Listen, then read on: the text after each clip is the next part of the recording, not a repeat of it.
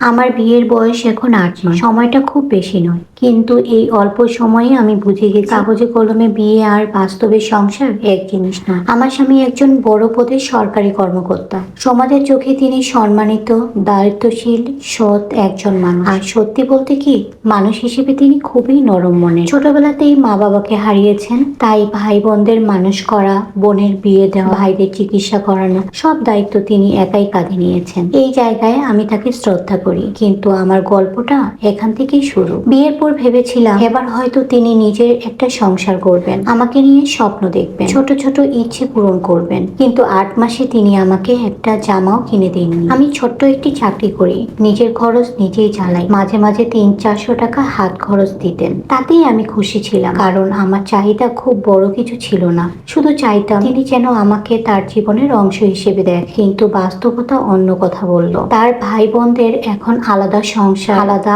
আয় আছে। তবুও যখনই ফোন করে অভাবের কথা বলে, তিনি বিনা দ্বিধায় টাকা পাঠিয়ে দেন আর আমাকে বলেন টাকা নেই, খুব টানাটানি চলছে। এই কথাগুলো শুনতে শুনতে এক সময় আমার ভেতরটা ভেঙে যেতে থাকে। একদিন বুঝলাম তার নিজের নামে কোনো জমি নেই, কোনো সঞ্চয় নেই, বরং চারিদিকে ঋণ। আর সেই ঋণের বেশিরভাগই ভাই বোনদের দায়িত্ব পালন করতে গিয়ে হয়েছে। আমি কখনো চাইনি তিনি দায়িত্ব ছেড়ে দিন, শুধু চেয়েছিলাম আমাদের সংসারটাকেও সমান গুরুত্ব দিন। আমার যা আমাকে নানাভাবে কষ্ট দিত, মানসিকভাবে ভেঙে পড়েছিলাম। তাই বাধ্য হয়ে নিজের টাকায় আলাদা বাসা ভাড়া নিই। ভেবেছিলাম এবার হয়তো সে বুঝবে, কিন্তু না। সে কোনো আসবাবপত্র কিনে দেয়নি, বাবার বাড়ি থেকে দেওয়া জিনিসগুলো এনে দেয়নি। আমার অল্প বেতনে একটা খাট, একটা চুলা কিনে কোনো মতে সংসার দাঁড় করলাম। সে মাঝে মাঝে আসে, থাকে, খায়, কিন্তু সংসারে খরচ দেয় না। তার বেতন, বোনাস সবই যায় ভাই বোনদের কাছে। আমাকে স্পষ্ট করে বলেছে, ওদের না দিলে ওরা কষ্ট পাবে, তাই তোমাকে কিছু দিতে পারবো না। এই কথাটা শুনে আমি বুঝলাম আমি তার জীবনে আছি, কিন্তু অগ্রাধিকার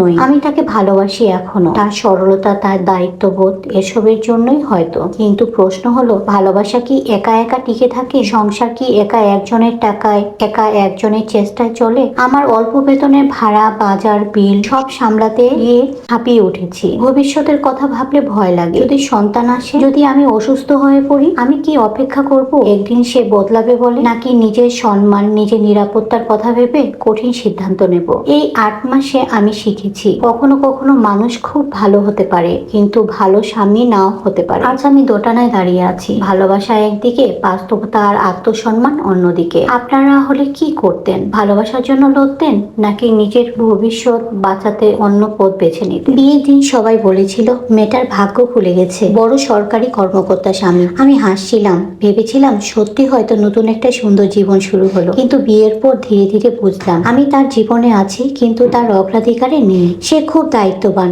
কিন্তু আমার প্রতি নয়। তার বেতন হাতে আসার আগেই ভাগ হয়ে যায়, কারো ওষুধের খরচ, কারো ব্যবসার লোকসান, কারো নতুন বাসার ডাউন পেমেন্ট। আমি চুপ করে শুনি, কারণ আমি জানি সে খারাপ না, সে শুধু সবার কাছে ভালো হতে চায়। সমস্যা হলো সে সবার কাছে ভালো হতে গিয়ে আমার কাছে দায় মুক্ত।